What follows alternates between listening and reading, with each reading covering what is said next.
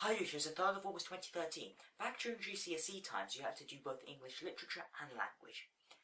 However, you found they were really quite boring. Well, it was one class, but you used to fall asleep quite often during those lessons. Language, you're not so bad at. You can write decently well or decently enough to get a good grade.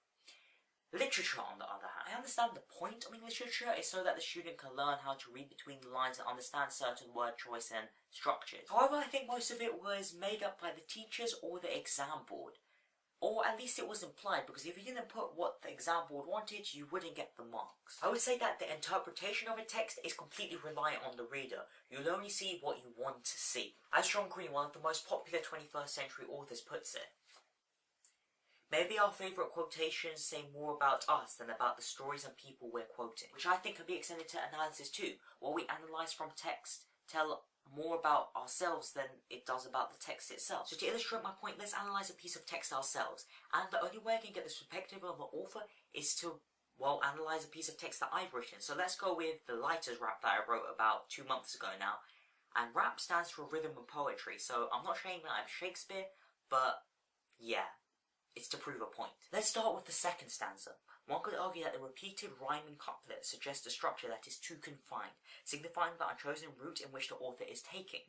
Further evidence for this is the lack of imagination from the monosyllabic nature of these rhymes, again suggesting a one-minded path. Or it could just mean that I thought of the rhymes like that and I thought it sounded okay. Moreover, in structure 4, the same rhyme of past, previously used in the second stanza, is used 6 consecutive times, once again implying the over-structured path the author is taking. Or it could mean that I originally had the rhymes in a different order and then chose to order it in that way at the end. Finally, the ellipse in the last stanza conveys a sense of hesitation, as if the author is unsure about breaking free of the shackles he believes their life is in. Or it could just mean that I watched How I Met Your Mother. Obviously, I could analyse further, not just what was written, but how it was said, like I used 3 different voices, the music video, the beat, etc. The list is potentially endless. I may have put some thought into the analysis behind the text. Generally I did it because it looked and sounded cool.